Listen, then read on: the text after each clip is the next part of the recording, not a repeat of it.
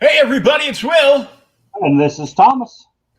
And we're going back to the spinner rack, the virtual spinner rack. Damn it, I wish I had a spinner rack. Not that I have room for it right now, but I still wish I had one. We're going way back to one of my first indie creator character loves. Really? The original Grendel. Grendel.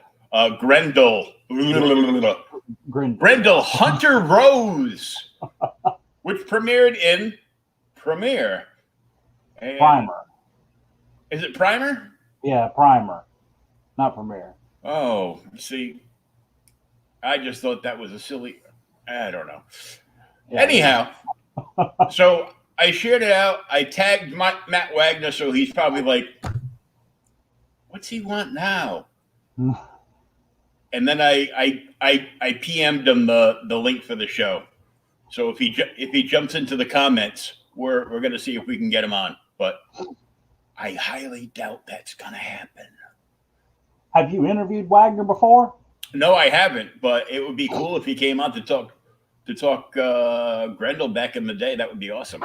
Yeah, this is about as back in the day as we can get, man. We've touched on some little real indie books before. I mean, we did TMNT.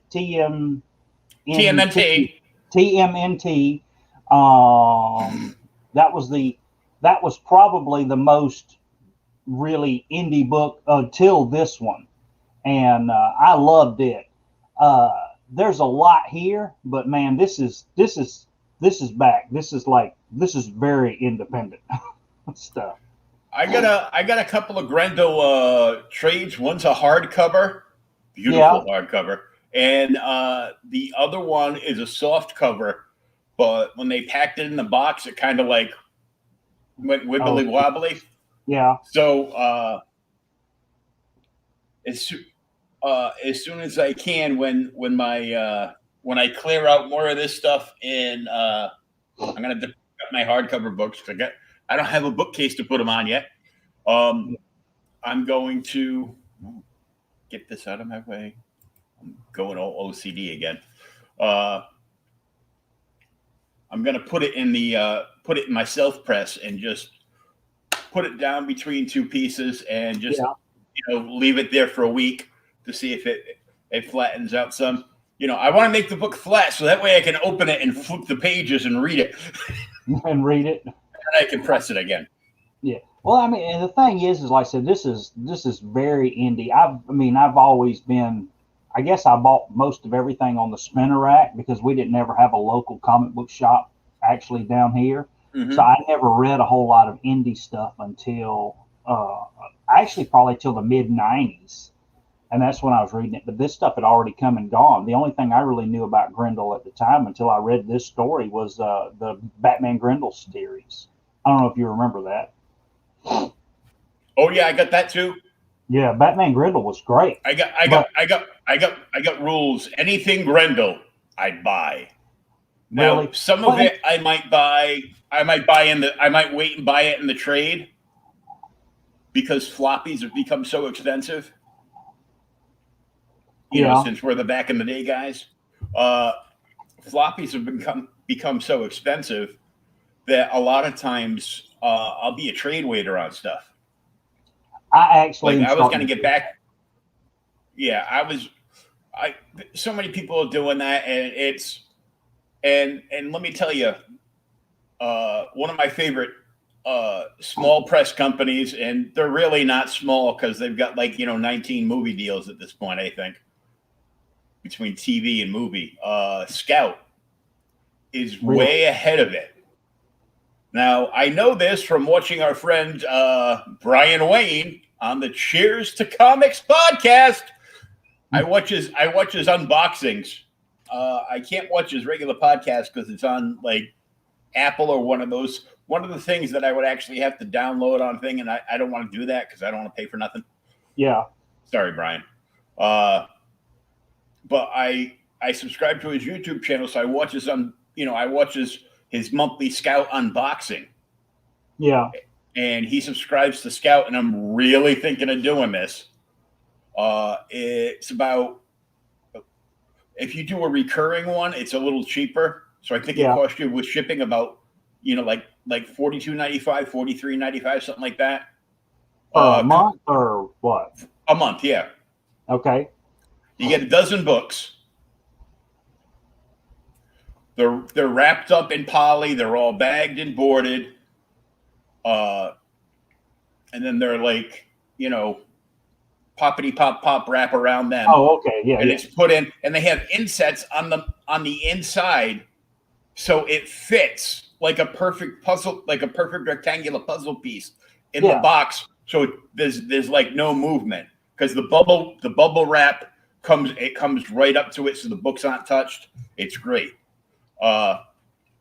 And they send you all kinds of things. They send you ash cans, and here's a hint. I know we're supposed to talk old stuff, but ash cans from Scout are all Uber keys.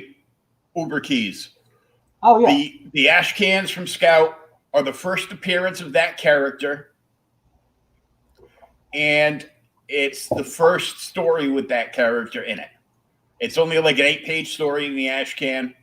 It's got like an 8-page story, and then a little bit of teasers and some other stuff. And then you get the first issue, and I mean they're hooked up with Comic Book Shopping Network and a couple other places where they can get CBSN can get exclusive covers for their network only, for their network of stores only. And unless it's got if it's got I found out from Jesse James from JJ's Comics out in Arizona the other day that if it's a book that has multiple high-end artist variants, they'll skip it, because what's the chance of somebody paying $15 for their store variant when they can have a Peach Momoko or Derek Chu variant for $15 or $20? Yeah, exactly. But they send you variants. They've got exclusive web store variants. You could get one of those. It's like a give and take. They throw all kinds of stuff in there. But what they're doing, one of their new titles that hit this week that looks like it's something out of Heavy Metal magazine. It's fantastic. I can't think of the title right now, but I'll find out and tell you later. Yeah, I mean that's great. I love heavy metal, and you come on with this, and then you forget. and what? Yeah, I'll find it and tell you. They put out the first issue as a floppy, and then it's got a certain label on it that lets you know that the rest of that series is coming binge style in a trade paperback. Oh, really? So issue 1 is floppy, and then the rest of the series is all in floppy. Or is all in trade? Oh, yes, very much. So I just got a message from Matt Wagner. Did you? And he said, hey, quiet you.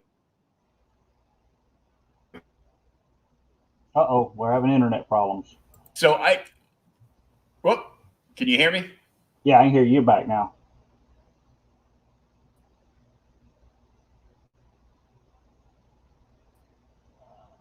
Gracias. Put it on my timeline and I'll share it. So Wagner's going to put it out and share the discussion of Grendel, huh? Mm-hmm. Cool.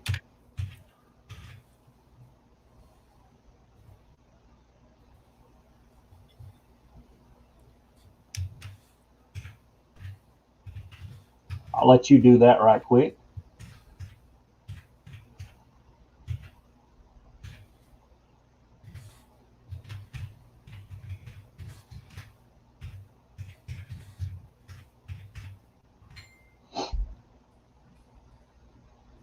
Boom. There that goes. Okay, let me shut off that. Oh, that's awesome. I gotta share this. This is Well, this is this well is this is oh this is what we just got from Matt Wagner. Uh uh-oh. What we get?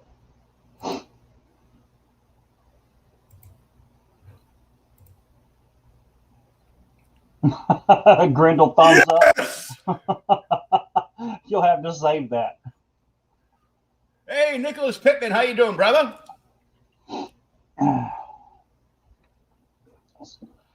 He's back. We'll have to see if Nick's ever read any Grendel. You ever read any Grendel, Nick? If not, we're gonna school you. Yeah.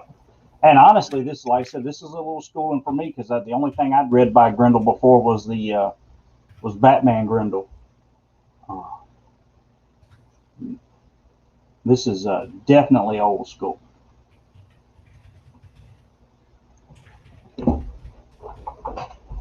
Oh.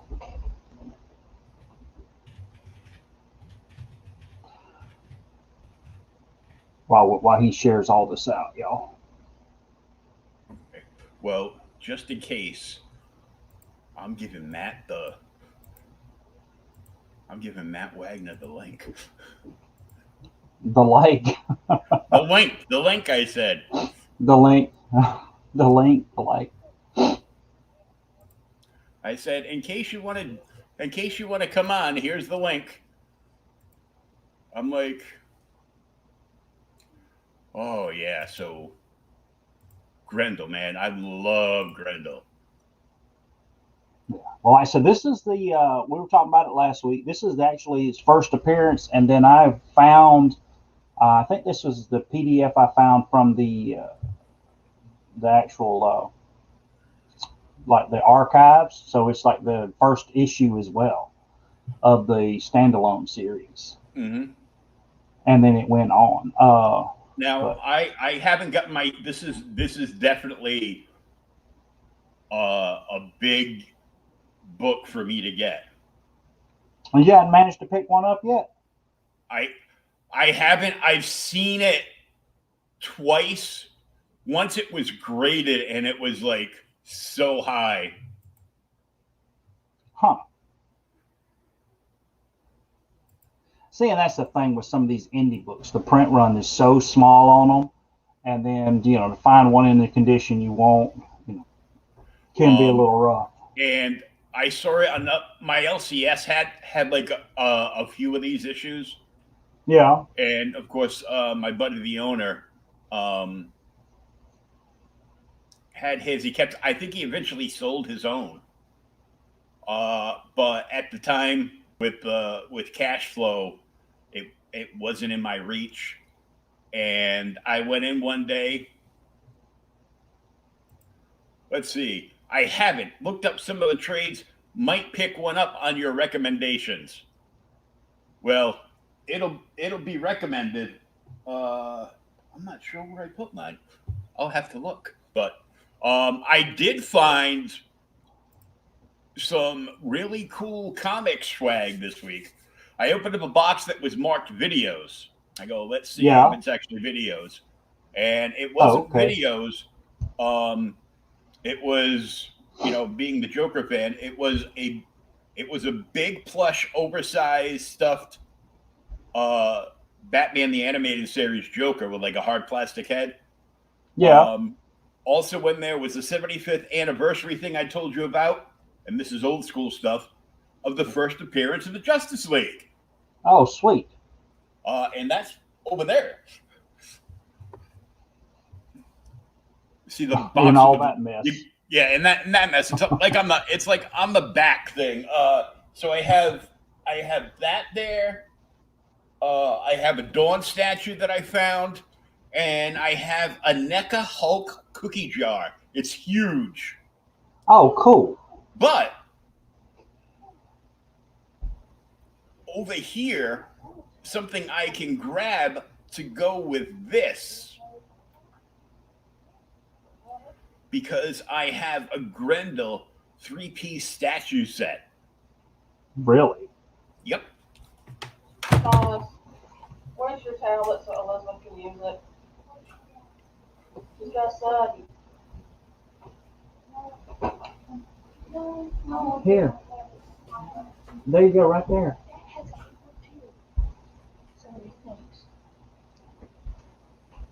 Oh.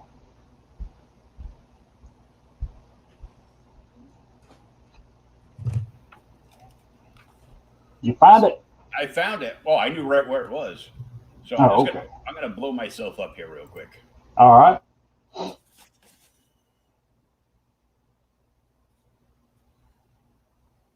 Hunter Rose, the original, and after Hunter's untimely demise, Christine Spar took over. And when Christine Spar was killed, Brian Lee Sung took over.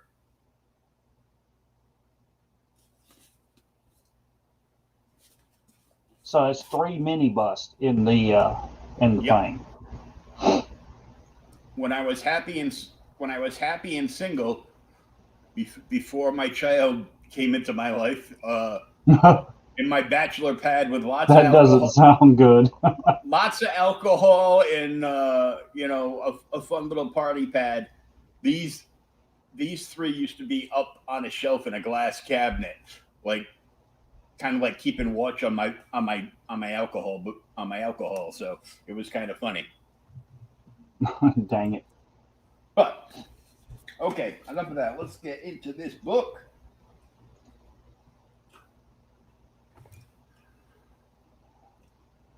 And as you can see there, this is 1982. So this is probably Wagner's some of his very, very first work. Yeah, this is very early. Matt said, "Sorry, can't tonight. Too short a notice." I should have asked him when I posted this like earlier in the week. Yeah. He might have come on, but it also means he might come on at a later date to talk to us, or maybe come on the outlet. Oh yeah, well he's only done a million things. We could talk to Wagner about, any number of comics he's done. Oh yeah, I mean, for sure. And so this starts out. We meet Hunter Rose doing some weird kind of karate pose, and he's on a phone call with his nemesis. So this is back before caller ID or video calls or anything, where you used to have to rotary dial a phone. It's still a rotary dial phone in there. Yeah, and he's calling as Grendel and talking to his nemesis. And I'll go ahead and go off shit, shit talking him.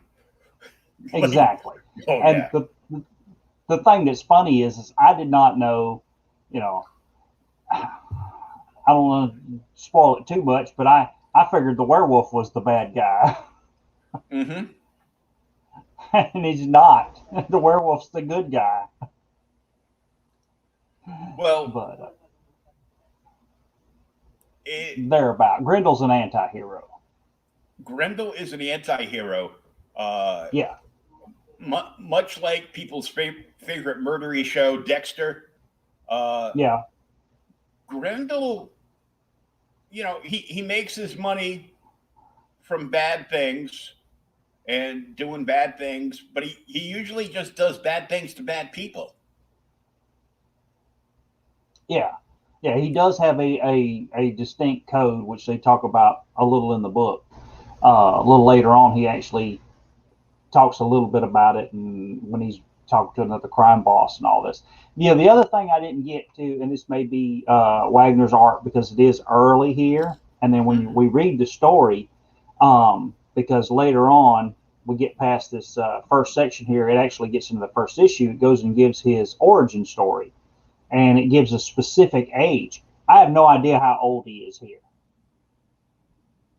but in his origin story where he's running around the world, he's like 14 or 15. And here he's older. It starts when he's 9, and then when he's 14. But we'll get to that. That's when he started going around and training, and then he never returned to his parents, and yeah, there's a whole bunch of stuff going on. Oh yeah. So like I said, he's talking crazy to this other guy, and of course he's dressed as in his tux, and he heads into this party. I do like his little squiggly hairline there. Well, when you get black and white, you're gonna do what you can to show light source and highlights and everything else. Well, no, I got that was that his hair actually had that marking. It was like a birthmark or something later on. From the way I was reading the story later on, because he goes in and they mention it again later. I love the little fancy narration box at the top of the page. Bless you. Yeah. Where he comes out with like the big bold letters to grab your attention. You go, oh, I got to read this, and it's got like little designs in it and everything. Yep. And it's made to look like like ancient paper or something. Yeah, it's that, and the type's a little off and all. Yeah.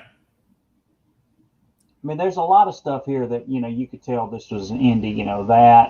The solid black and white, the strict gradation for gray. The gray, I can't remember what this is called, where they actually cut that grade, the dots, and lay it in there. It just stands out so much. Mm-hmm.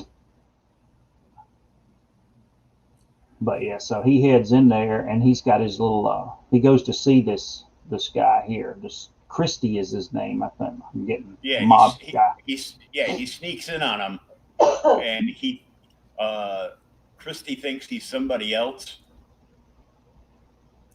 and in the dark, off comes the tux, and out come the forks. Yeah, the forks, and then his which is like in the end of his cane, kind of like on like DD. Yeah, like Daredevil has. Yep. This one's cooler. I'm sorry. Which one's cooler? Oh, Grendel. Oh yeah, because it comes out and it's like it's electrical too. Yeah, I do like the mask. The mask is rad. My brother from another mother who owns my LCS, 1 year, because he's always had bands. So 1 year, the band got booked to do like this big Halloween gig at a local night spot. Yeah. Dare I call it a dive? But it was like fun to hang out at, and it was pretty much a blast. So everybody went in costume. So we could tell everybody that was with us because we were all dressed up as comic book characters.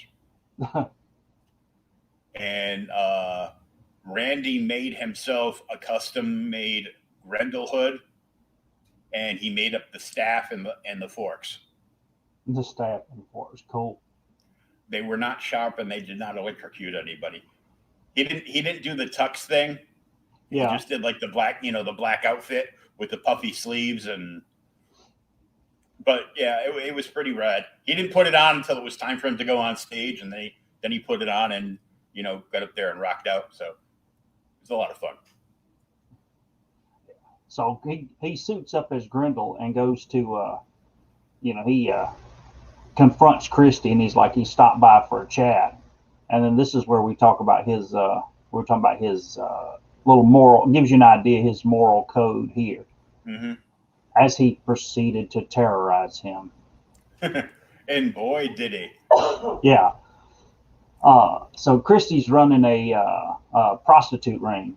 And he's running the biggest prostitute ring on that coast. Yeah. The only problem is a lot of it's underage girls. Yep. And 14-year-old girls. And yeah, I don't like that. yeah, so he Stabby confronts him act. about it. Yeah. Yeah, he stabs him and kills him. Yeah. And but then once he kills him, he takes over the ring. And of course, the underage girls no longer, he saves them, but then he takes over the ring, and then off page, off script, he finds all. I guess it's the book with all of the little black book, Christie's little black book with everything in it, and he heads out to meet his henchmen that are waiting outside in their little truck. Except we see that hand in the bottom corner. Yeah, yeah, we get down here, and then this is the little our werewolf guy from earlier who kills one of Grendel's henchmen immediately Mm-hmm. and tells him to run. He actually looks. He kind of looks like a werewolf, but he also looks like to me here, he kind of looks like a pan, if that makes any sense. A satyr, whatever you want to call him. Yeah, he looks a little Tolkienish. Yeah, something. So they all go to attack the werewolf guy. I can't remember what his name is. The Wondrous Wolf. The Wondrous Wolf, really? Yeah, Argent. Yes, thank Argent. you. Argent, the Wondrous Wolf. And they bring out their guns, and of course he quickly dispatches all of them. After he dispatches all of them, then him and Grendel begin to get into a big fight. Oh yeah. And that's the thing. Like I said, reading this, it's you could tell how. To me, I could tell how rough it was. As in, this is his. I mean, this has got to be some of his very first work for comics, and you can see all the ideas are here. And I read the introduction. Actually, he had wrote something about it where he said you could see it all there. He just never knew where it would go. And like from his very early work here, you can see the Matt Wagner style just jumping up through these pages and slapping it in the face.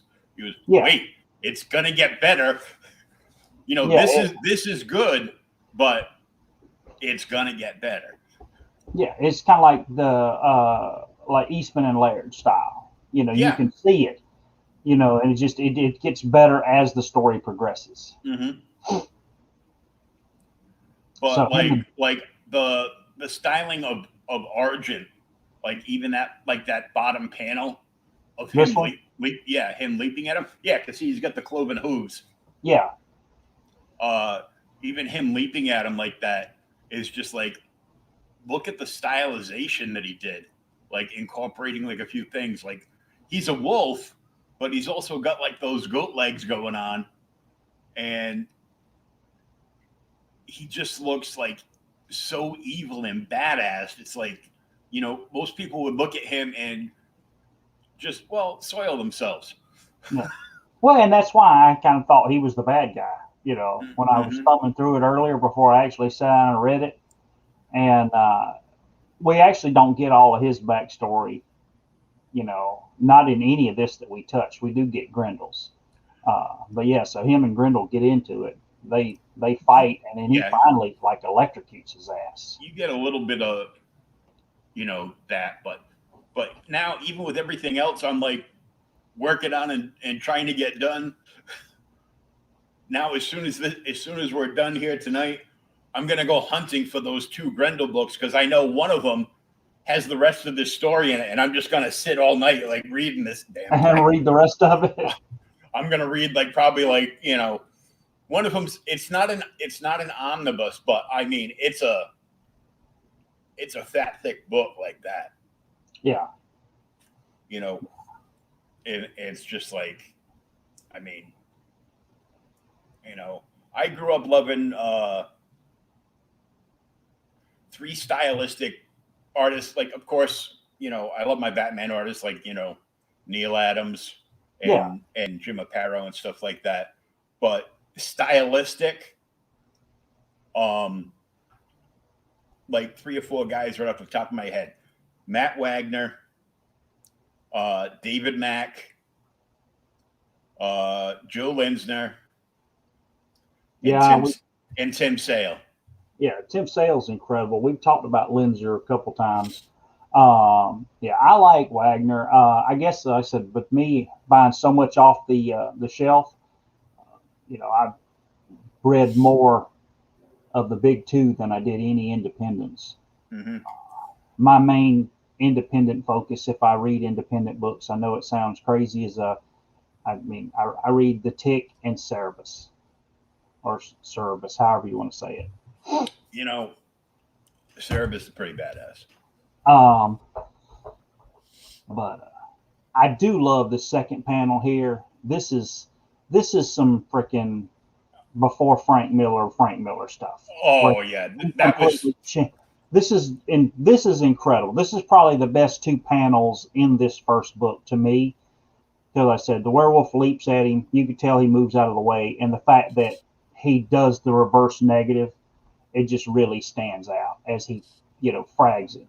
Oh yeah, it's like the electrocution just like ignites both of them, in the dark room, and they just boom, blast.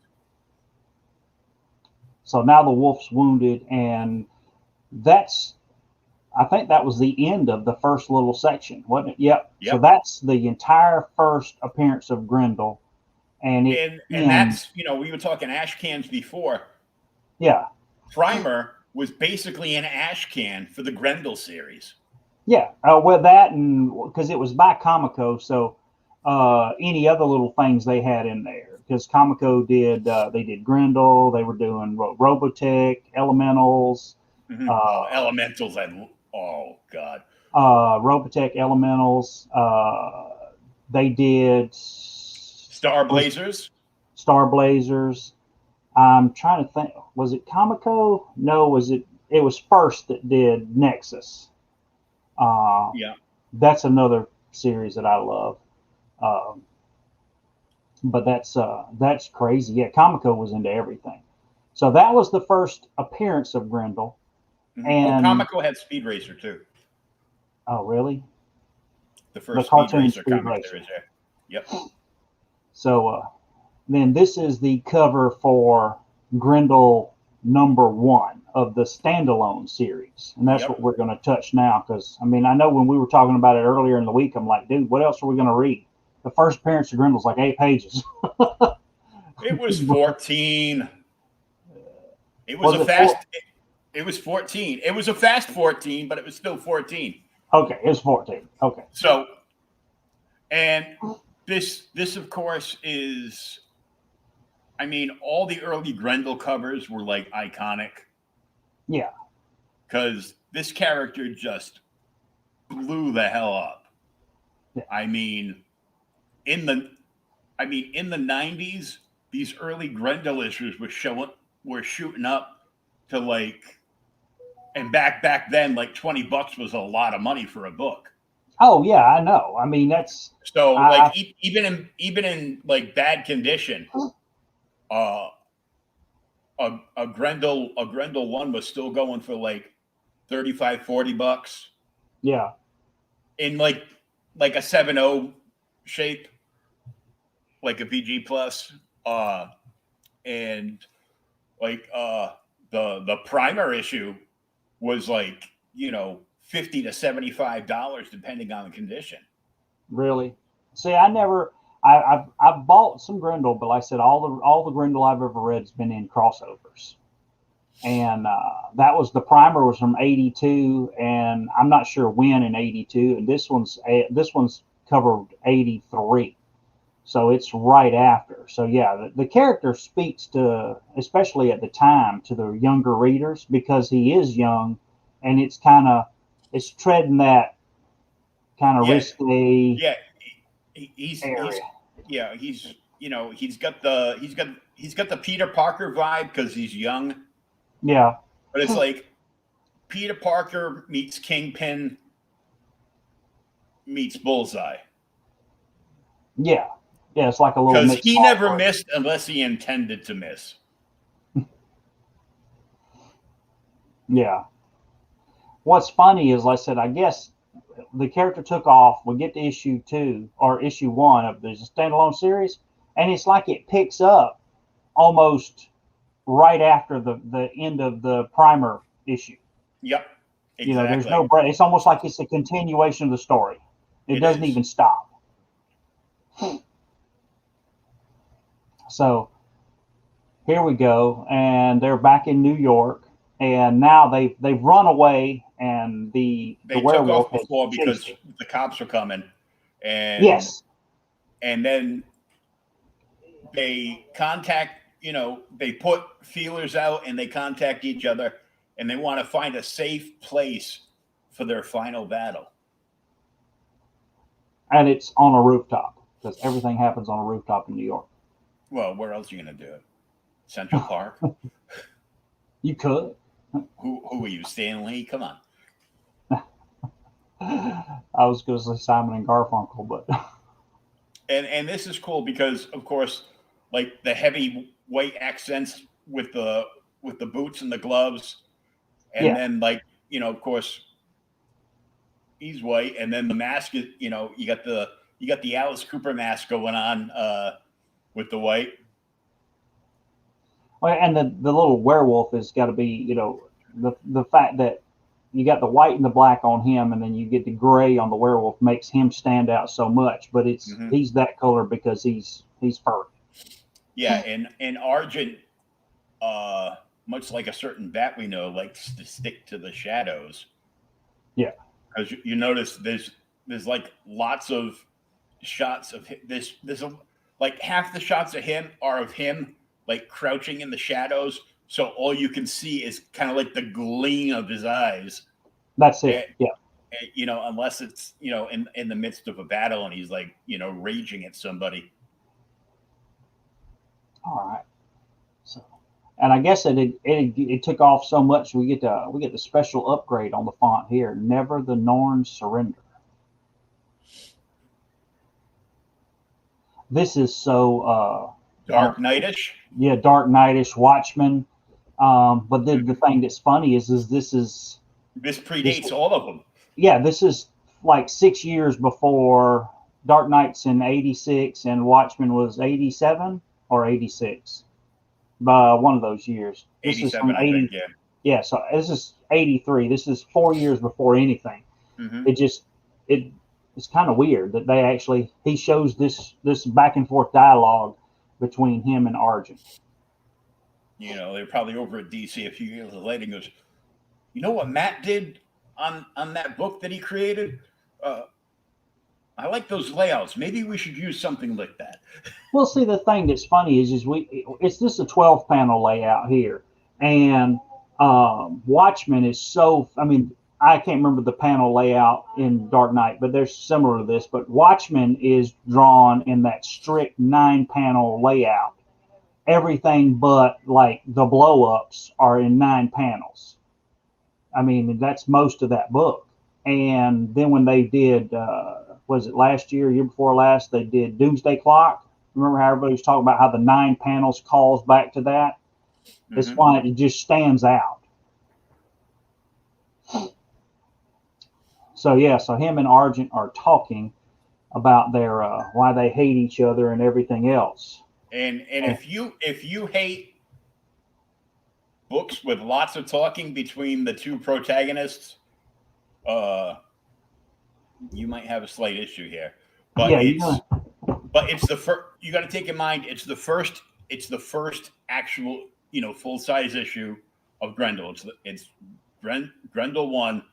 So he's setting a tone, he's setting a pace, and no pun on myself. And he's this whole first issue. Well, the primer in this first issue is all more character built driven story than world built driven story, because you basically know you're in New York. Yeah, well, he says you're in New, or you. I don't know if he shows, but it's in a large metropolitan city, so you know you're in New York. Most of the comics were set in New York at the time, but the thing Hmm. is, like I said, this is where he establishes, who the main villain is, who Grendel is, what does Grendel actually do, and then he goes here and even proves that he's, you know, gives him his real name, takes off the mask and he's like, oh, look, I'm Hunter Rose. And he goes ahead to unmask himself at the very beginning of the story. Hmm. He goes back and forth. He's like, taunting him and everything. Yeah. And in the big bold print at the very top center, I am not weak. Oh, yeah, yeah. Yeah, well, they're talking right there. Talk about, You want me to he's talking hand you about my fate glasses? and everything else. No, I'm good. I saw it. I was changing pages. But, and then we find out that Hunter Rose is apparently, he's kind of world famous himself. He's an And author. he's an author. Yeah, he writes novels, some kind of novel. We don't know. I guess it's going to be action books or something. Action or trashy romance novels. You never know. There's nothing trashy about romance. But so, You must have forgot about your 20s and 30s. oh no, I was giving you your quote for your movie quote for tonight, but you missed it. Oh, okay. So most everyone's at least read one Hunter Rose novel, and and then Hunter Rose is ugly. He's like, I didn't know if you could read or not. It's an asshole. I didn't mean that as an insult. Yeah, I yeah. really didn't know if you could read because he's a creature. Yeah, I know, but he's still an asshole. And then he's like, so then he breaks down. And now he's going to give you his whole story, and then we find out his name's not even Hunter. It's Eddie something, and he grew up as Eddie. And this is where the story starts at 9, and he Hmm. just lays out his whole thing. And this is part of the other. I'd have to look because we know there's another superhero that has this power right here. You know, I, which is, Oh, you it's a know, it's a it's a big trope where you know the character was really looking for thrills and something that would excite him because he was such an overachiever in everything. yeah, but no, I was talking about the whole his, mutated brain. He uses more of it. That just Oh yeah, yeah. reminded me of Oh, Deathstroke. Deathstroke. Yeah, and Deathstroke is 80 something. I can't remember if it's Well, before now here or the. now he is. Yeah. No, I'm talking about the when Deathstroke first came out. Oh yeah, yeah. Yeah, so he uses more of his brain than any other human. He's super smart. He has, complete photographic memory. His parents weren't the best. He got into fencing, and he's so good at fencing that he actually get sent on the U.S. Olympic team to uh, fight the world championship in London, uh, and he wins at 14. So by the time he's 14, he's a world champion fencer. Oh yeah, and he's taken everybody down, and then the following page we see that this hottie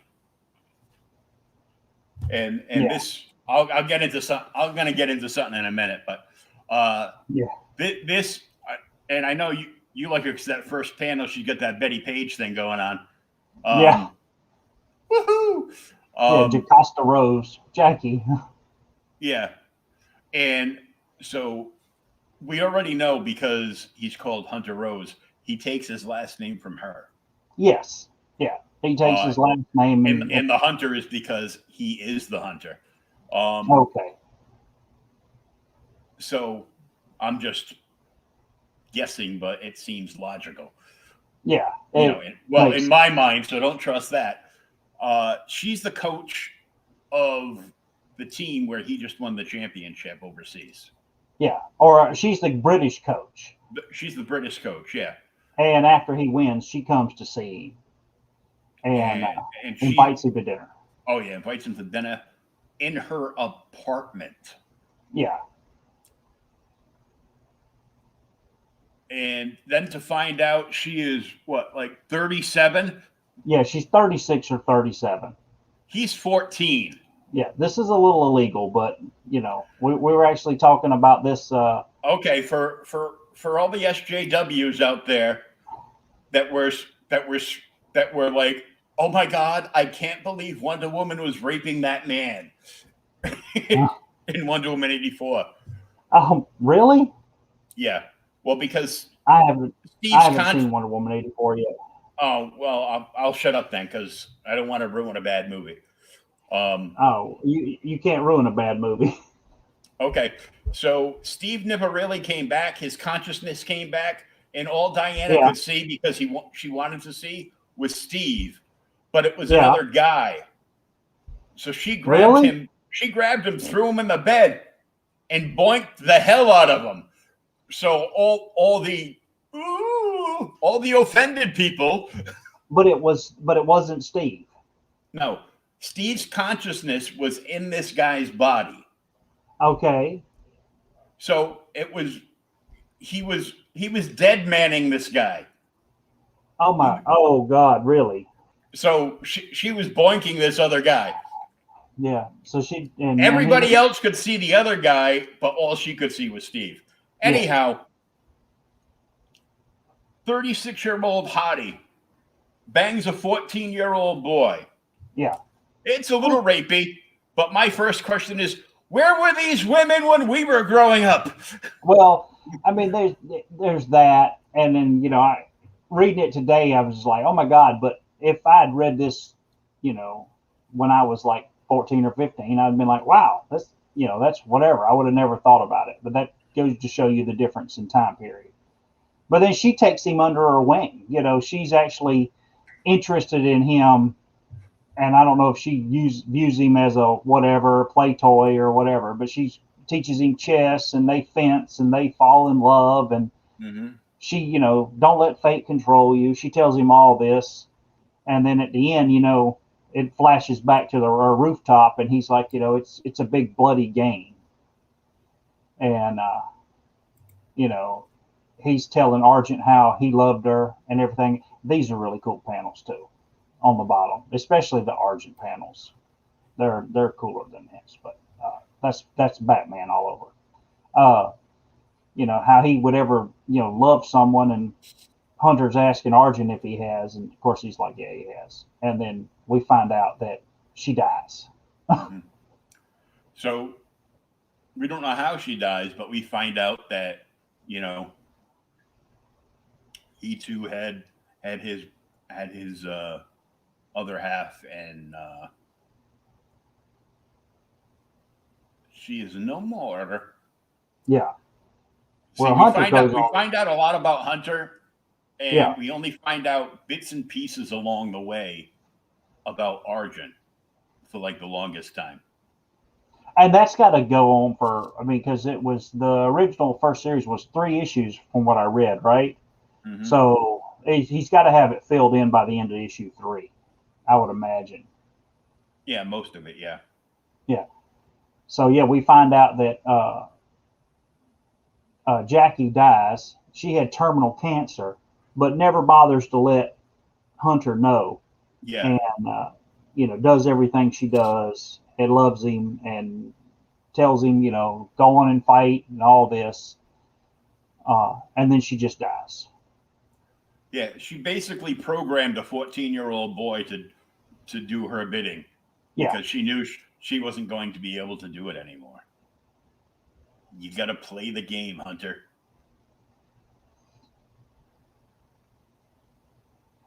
And then this is where we talk about he comes back to America and he finds out, which we never know how long he's gone. It starts when he's 14. Yeah, this is kind of like almost like the first Nolan Batman movie.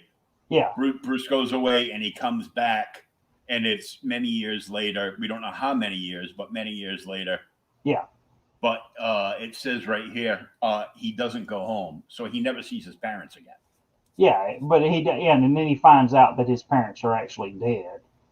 But yeah, he comes home. He doesn't go there, and then he starts to play, as she said, play the game, and he's beating people up and moving up into the world and starting his little empire.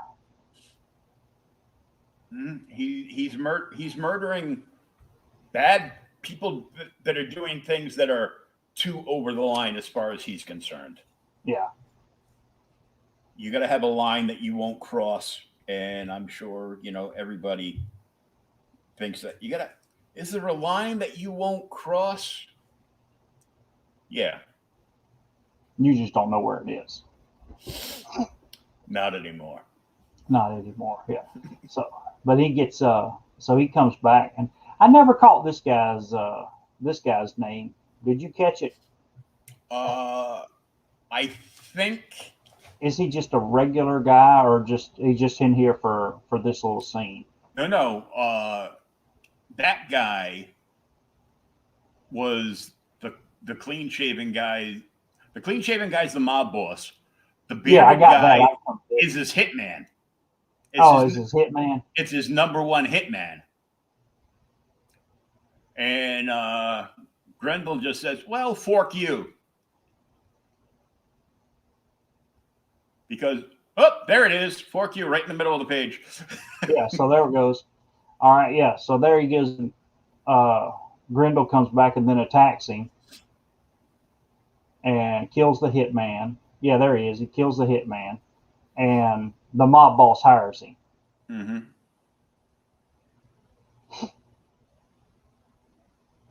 And then here's his books. There are some of his books. Yeah.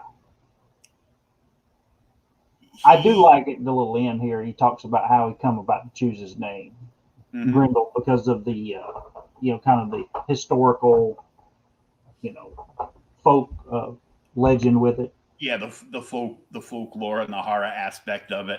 Yeah. And it lays out his whole, the reason he's got the forks, to look demonic, the mask, all of that. Mm-hmm. And then he, he's got the climbing, and then he talks about all the books that he writes, which become bestsellers. Yeah, and this is just kind of like a tiny little sprinkling of all the novels he's written. Yeah. And that was just to show, well, yeah, look, it's books that he's written. And we were all hoping one day that Matt would just write a prose novel, under the pen of Hunter Rose.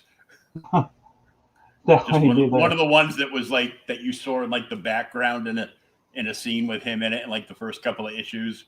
Yeah. And but it never happened. Yeah. So we get here, and now we're back at the. This is kind of freaky. We get back here at the party after he's gotten back. So as Hunter Rose, and one of his childhood companions meets him, and hey, how are you doing? I hadn't seen you in a while, and they go to talking, and they leave together. Hunter and him leave, and he kills him, and all the people are talking about finding this Grendel guy writes in blood on the walls, and yeah, he terrifies everybody. He kills the person and leaves his mark. Yep.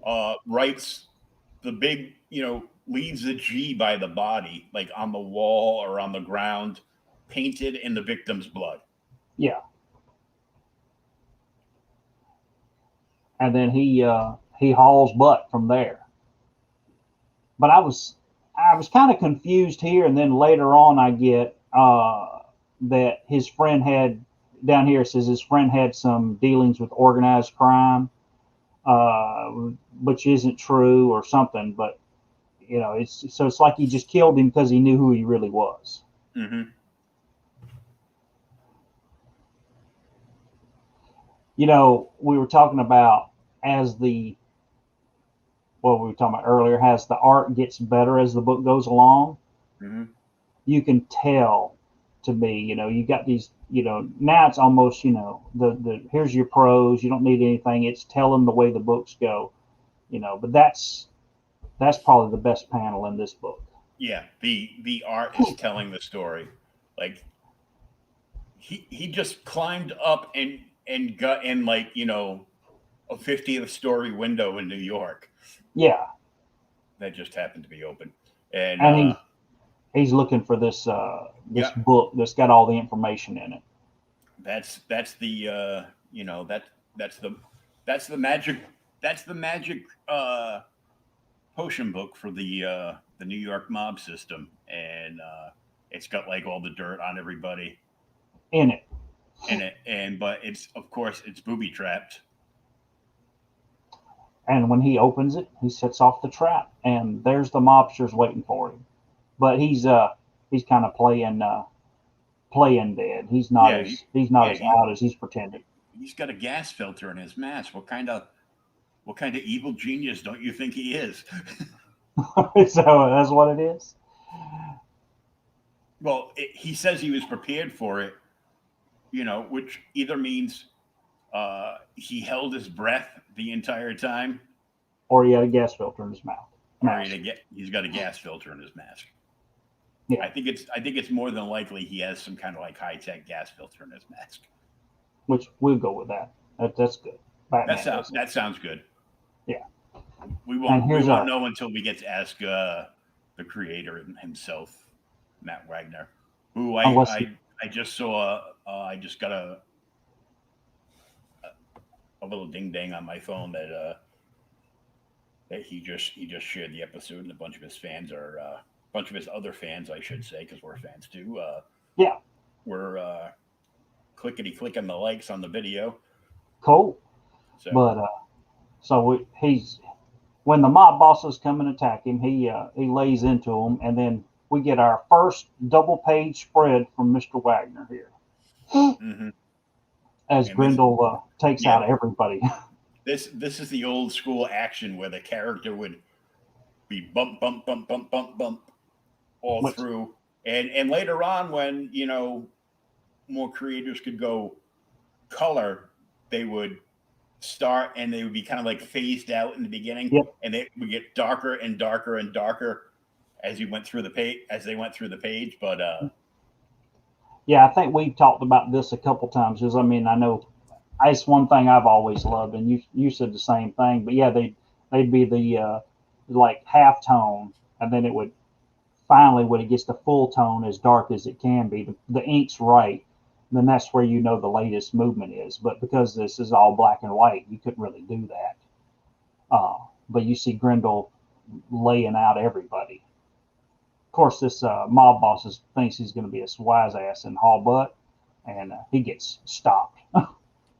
yeah, it's like thunk, and the forks are stopping the door, so Yeah. he can't go anywhere. It's like one's in the door and one's in the door frame. Yep. So you can't open that.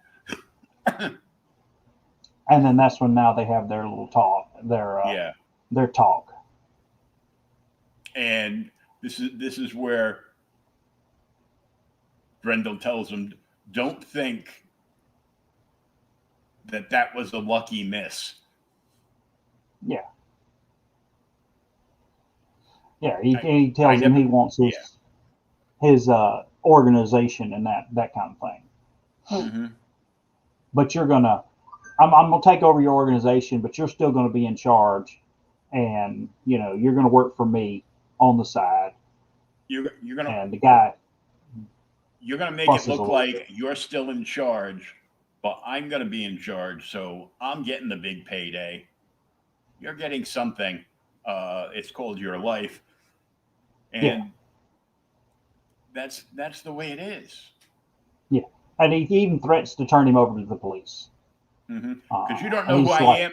It's like, you don't know who I am under this mask. My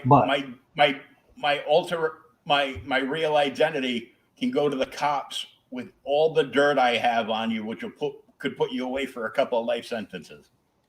Yeah. And then it's like I said, after he does that, we go to the next page and we find out that the mob boss is actually perfectly fine with that, because under Grendel's stewardship, the mob profits triple in a year. Mm-hmm. So, but now then this is where he says he cuts off certain offensive activities, and that's where our werewolf guys like, what is it? Offensive activities. Yeah, you're running the damn mob. What's offensive? Certain amount of taste and discretion. And this is where the child prostitute ring. I guess no more drugs selling to kids. All that. Mm-hmm. Uh, And there's an editor's note at the bottom. Yeah, see 'Cause- pages 5 through 14. Mm-hmm. And it, because they're talking, everything's out of sync now because we went from them to Hunter's entire life story, And then now back to them. and then back to them. So he's referring back to the pages, because sometimes you take a break when you're reading a book. Is that what it is? Yeah. Well, don't you take breaks when you're reading a book? It depends. Oh, you wear the pens? No. Oh, if it's an omnibus. Yeah, if it's an omnibus, I'll have to take a break. Or the World Series. I wear them during the World Series. I don't want to get up and leave. But so yeah, there he is, and the werewolves. That's the discretion, and then we find out that apparently this whole fight has been going on for a long time because Argent's killed 42 guys and like maimed 37 more, whatever else. Argent's been attacking his organization since almost 3 years. Yeah. Yeah. Yeah, the last 3 years tells him that it's a curse, and that's where they start talking about the curse. And our issue actually, I think that was it, right? That's the last page, and 44. it ends. So I guess the next issue is when Argent will actually tell us his story as how he became this way. Mm-hmm. Well, I'll send you a text late tonight when I find out. You'll find out. I'm reading this. I'm reading this puppy later on. I'm telling you. It's really good. Like I said, even for the 80s, you could tell it's very early.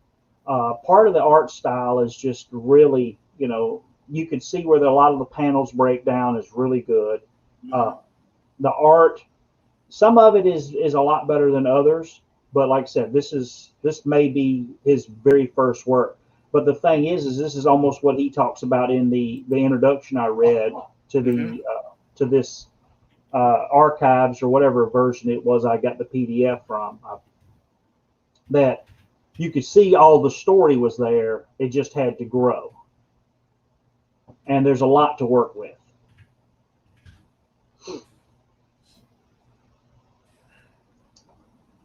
But yeah, it was worth reading. This was his very first work in comics. Really, and in a matter of literally 2-3 years from here, he's doing some Batman stuff, and he's doing. What Matt else? Wagner's first published comic book was Comico Premiere #2 in 1982, which was the first appearance of Grendel. So obviously that's why that's a big money book. In addition to his creator-owned series, Mage. Yeah, Mage. Mage is. Oh my God, Mage. Yeah, Mage is good with the baseball bat. Yeah, so am I, mother. Damn it. Yeah, I actually dressed up as Kevin Matchstick a couple of times for Halloween parties. I'd buy like a wiffle bat, and I'd drill out like a piece so I could put like a whole crap load of glow sticks on the bat so it would glow. Dang it. And it was it was jeans, boots, the the Kevin Matchstick T-shirt, which was available from Comico and then from other sources. I kind of had to make my own, but whatever. And like a jacket over that and the bat. Dang it. In addition to his creator-owned series Mage and Grendel, he has worked on comics featuring the Demon, Batman, Sandman, Mystery Theater, which I think I might have almost the entire run of that. But now the thing about Sandman Mystery Theater, you have to go ahead and let everybody know, because that's a great series, but that's like the Golden Age Sandman. It's Yes. not the Sandman that everybody thinks of when they hear Sandman. It's not Neil Gaiman. Yeah, it's not the Neil Gaiman Sandman. It's the JSA Sandman. Yes, with his sleep gun and everything. Oh yeah, he's done many iconic covers. Justice League of America 50. He did, and screw it. I'm just gonna bring it up. Where is it? There it is. Boom. This is just sick. And it's not even it's in his style, and it's in his style in black, white, and red. Yeah. So let's get this up here, and we'll take a look at this because this is bad.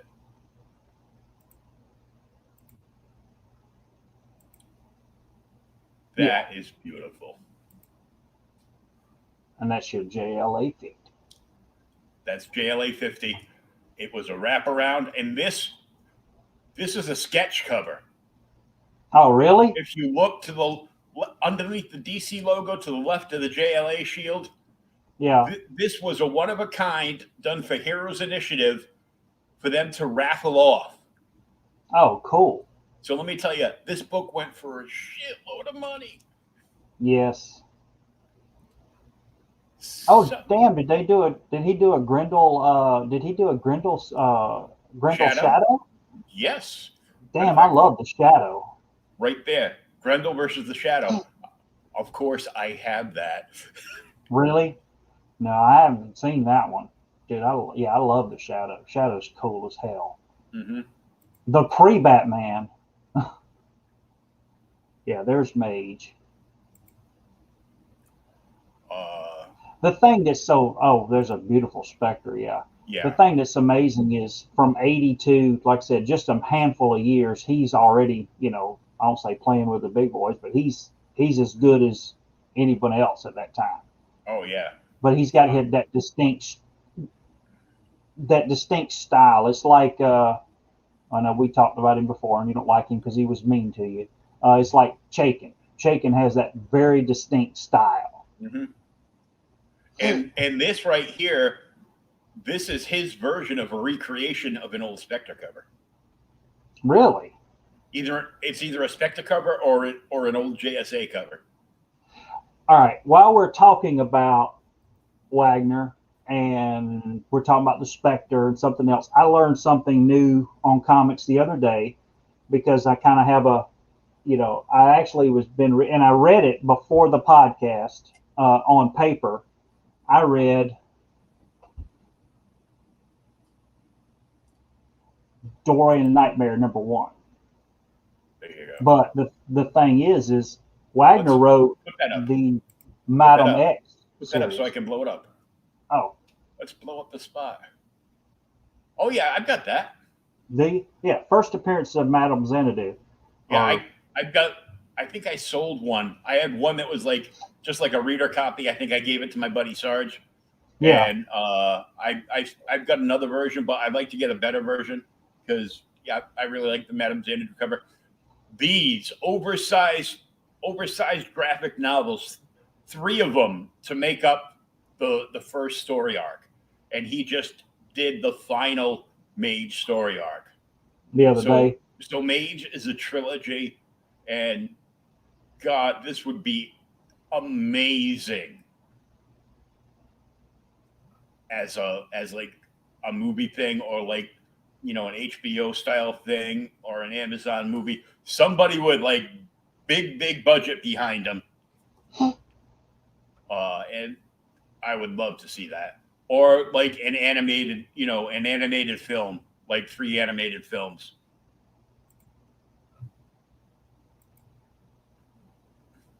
Here he is. There's the man. Yep. As he's holding up a Grendel print while Grendel is behind him. That's great. Dang it. But yeah, I said I read that and you're showing the Spectre, and then he won a bunch of awards for the actual Madam X series from early 2000s, which I've been reading, where they kind of redo Madam X's origin, or Madam Xanadu, however you want. I was going to say Madam X. Yeah. Did we cross over to the Marvel universe again? No, not yet. The Multiverse of Madness again? What? Yep. No, that's tomorrow night, Friday. Hold on.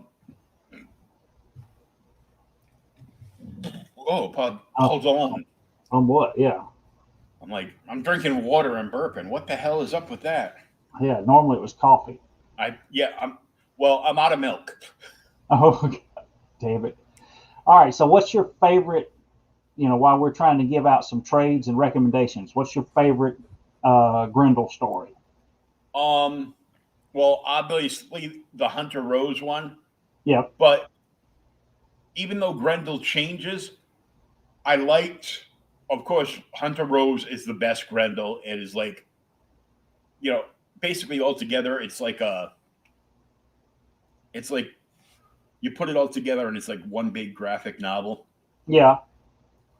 And he released like an oversized. Was it oversized? It was prestige. It was prestige format. Grendel, black, white, and red. Yes, I saw that one on there. Devil by the Deed, and that is just an amazing read. Now, Comico said they were only publishing that in this Comico box set. I have the box set. Do you?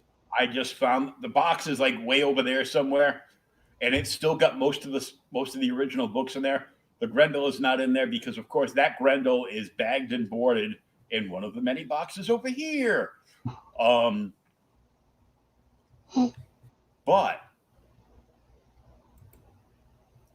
then they reprinted it because Comico went out of business. Yeah, they went out of business forever ago. And then Grendel was getting published by a different publisher. Yeah, what did Dark Horse? I think, it must have been. It wasn't Image. It must have been Dark Horse. Yeah, it is Dark Horse. Yeah. So they gained rights to everything, so they reprinted it. Damn them. But I had the first one of that, and I probably bought the Dark Horse version of the trade because I'm like, I don't know what my version is, and I see this and I want to read it again. Damn you. So I recommend Devil of the Deed, Hunter Rose, and if you really get into that whole series continues when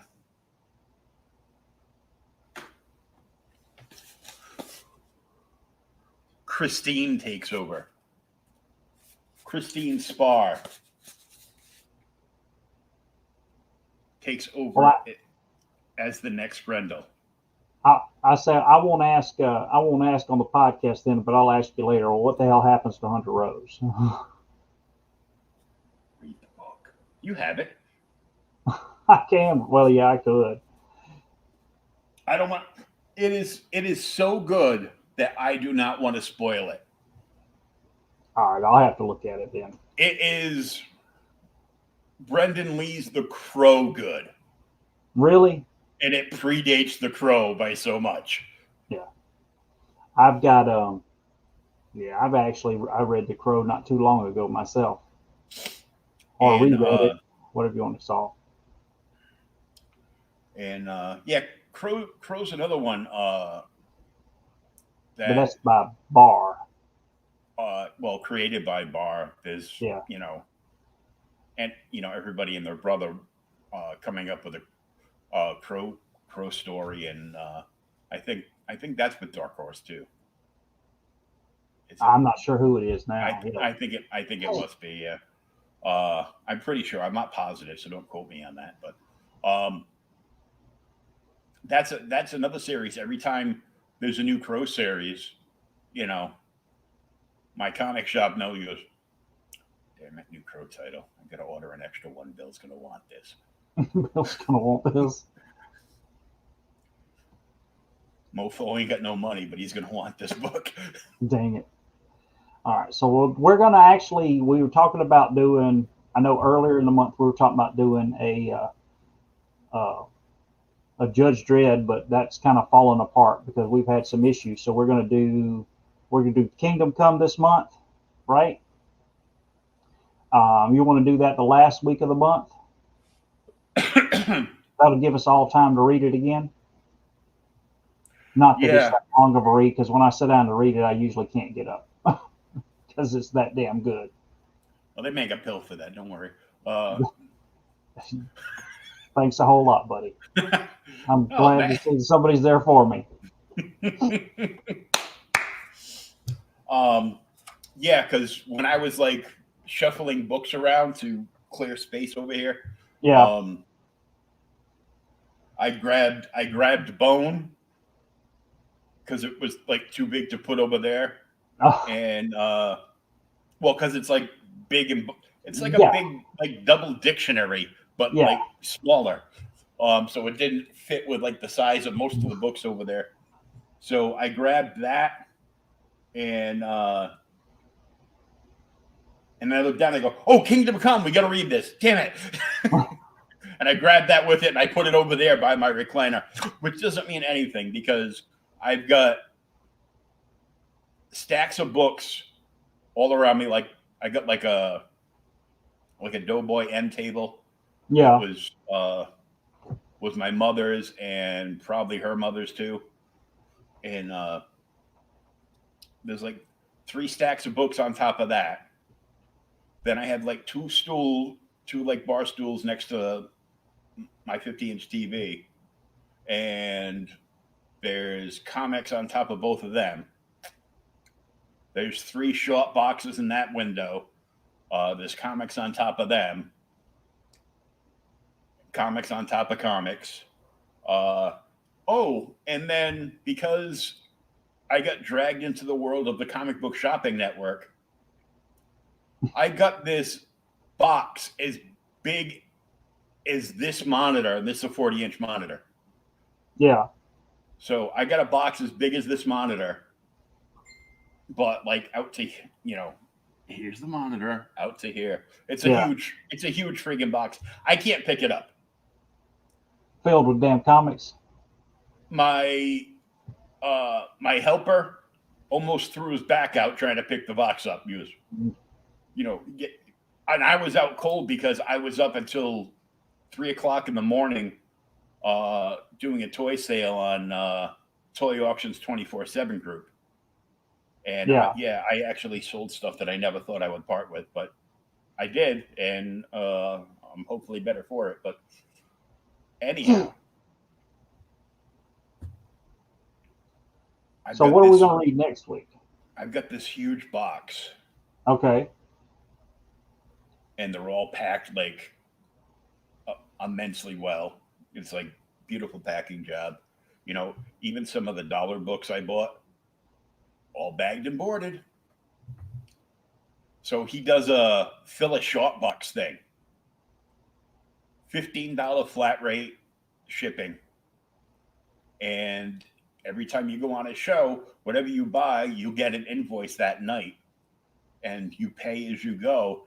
And when your short box in his shop is full, you get a notification, and he mails quite literally a brick from one of the pyramids to your house full of comics. Damn it. So we talking, what do we want to do next week? Yeah. What were you thinking? Well, I picked Grendel. So what are you thinking? Well, we did Justice League, which was a big two. We need to keep doing some indie stuff, get them some love. You were talking about it earlier, and I actually have it to finish reading. Not the publisher, but why don't we do Tim Truman's Scout?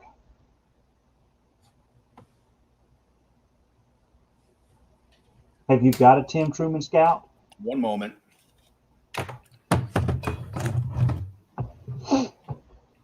Because I love Turn Truman. on, chair. Turn on chair. I have to move some stuff, but I'll show it off. Captain America from the series 2.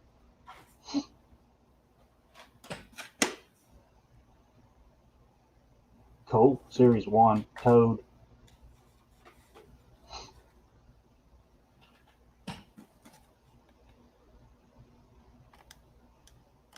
Cool.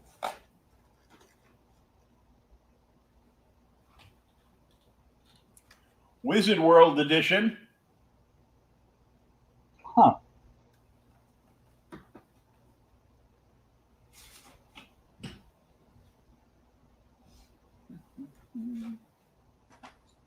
For those that are still with us, this is what happens when you read comic books for 40 years. I found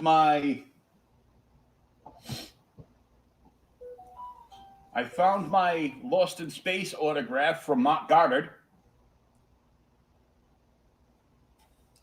And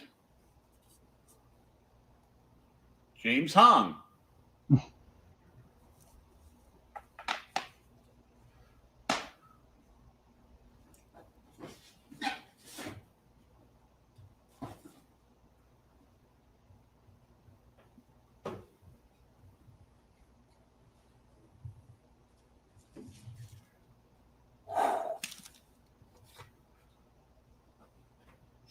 Thank goodness I was so afraid of falling out of my chair.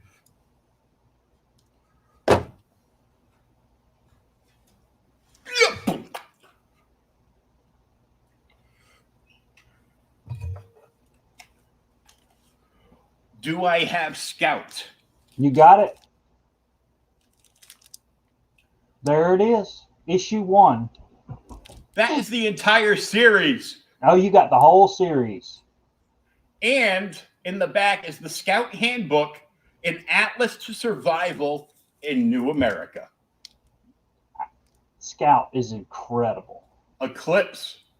Yep. Of course, they're no relation to the Scout comics we were talking about earlier. They just share a name. Mm-hmm. Scout #1, first issue, plus Fashion in Action. Fashion in Action. Dang it.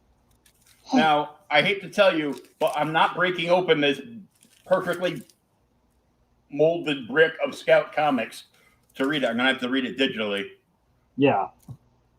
I scored this on sale on Free Comic Book Day for $20. That's But a damn good $20. if you notice, It's a 75. it's a $75. It's a $75 bundle. Yeah. They're all in immaculate shape, and I'm pretty sure that the Scout Handbook wasn't a big seller. No, it wasn't. It was probably, like a thing, and some stores probably got a couple of them. Asked the people that were collecting Scout if they wanted.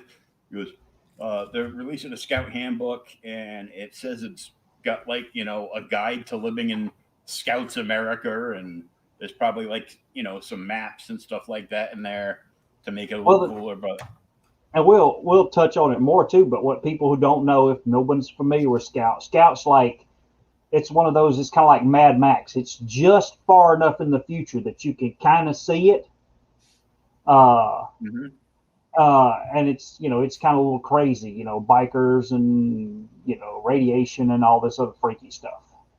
Yeah, not just that, but Scout's outfit is pretty badass. Yeah, not only is outfit's badass, the writing is really good in that The, series. the writing's good, and uh, it's Tim Truman. So Yeah. we have another classic, artist. Oh yeah, I mean it's just insane. But so I'll since you showed that, I'll wait till next week and I'll show you the copies that I have. Are they graded copies? They're different. They're different. Yep. Are they not first prints? I've got some first prints, but I also have hardcovers.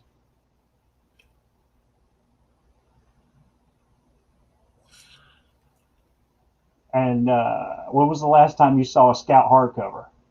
Dang it! So we'll be back next week and we'll do Scout then. And then I don't think I've ever seen a Scout hardcover. really? You know that Truman did a Kickstarter a while back that he actually did a new issue of Scout. Yeah, it's a graphic novel. Yeah, I think I can't remember if I pre-ordered it or not, or if I was on the Kickstarter. I don't think I did. I wanted to, but some of those, and I do this all the time.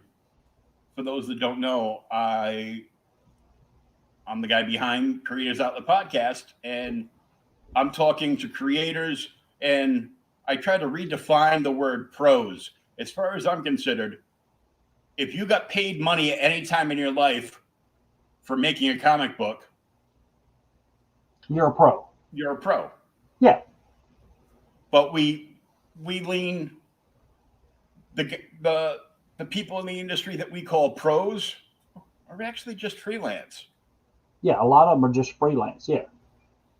Some of them get contracts, but usually, if they're just starting out, they'll get some kind of not that great contract.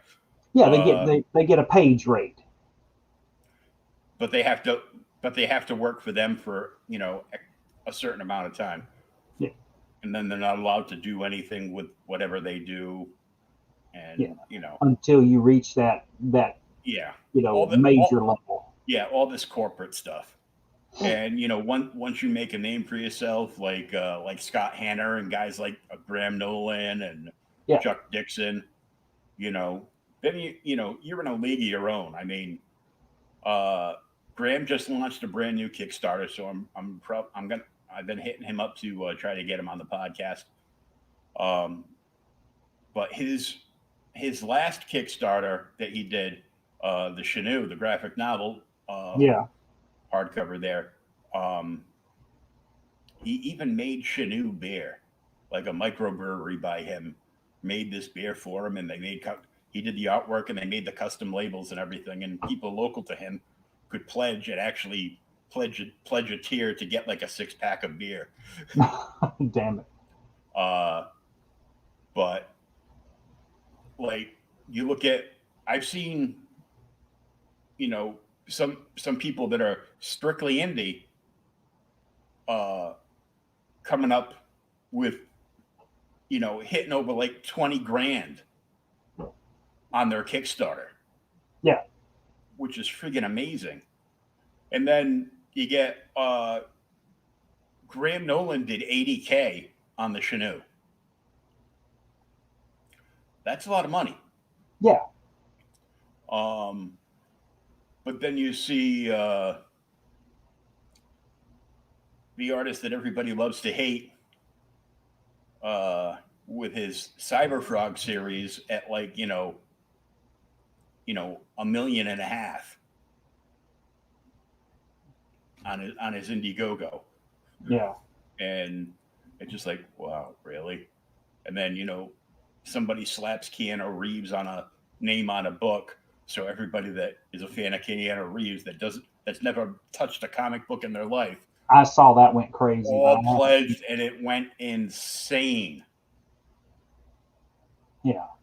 Um, I don't look at a whole lot of Kickstarters. Like I said, it's the ones I've been looking at. Like I said, I looked at Truman's.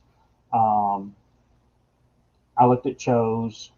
Uh, the other one that I'm actually trying to pledge, if ever it ever materializes, is Schultz's for Cadillacs and Dinosaurs. Mm-hmm. And Steve Rude's got a new Nexus coming out. Yep. But And what's weird is like some people are you got some indie creators price their stuff to sell. yeah, Like they just want people to read their story. So people that are overseas or have like uber limited funds but would still like to support it. You have usually from 3 to 10. Sometimes if it's like a big trade, $15 PDFs. yeah, and that's the thing. You'll get the PDF, and then for $20, you get you'll get a hard copy and the PDF, and all that shipped anywhere in the world. But sometimes the prices are like a little steep, but um and I tell them and then they get like all defensive and I'm like, well, it's still steep and that's not even including shipping. So you look at like if you're in the lower 48, you're still looking at whatever the book is that you pledge, on top of a little thing called tax. Yeah. You get whacked like at least $10 for shipping. But there are some creators that actually ship for free. And that's where you Yeah, the guys you from just have Indie Varian Grant, his wife and himself have a company called Liberty Distribution. They will distribute indie comics to stores all over the country, and they have a 100% return guarantee as long as the book's in the condition that it was when they ship them to them. And they ship them in really good boxes, and they're like bagged and boarded. Oh my, what's this? Oh yeah, well this is there the is this is while we're talking about it, you were talking about it.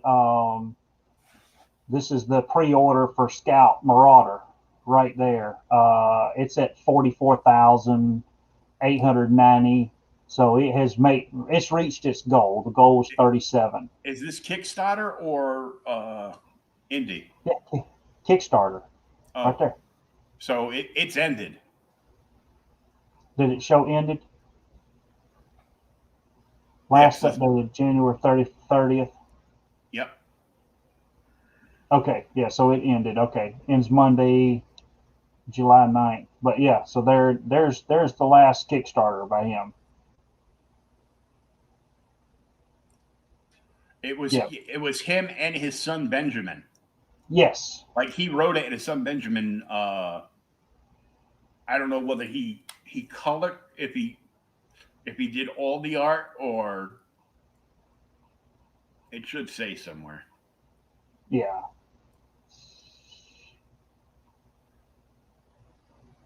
But yeah, just bringing it up to see to show people who are not familiar with Kickstarter as to what goes on.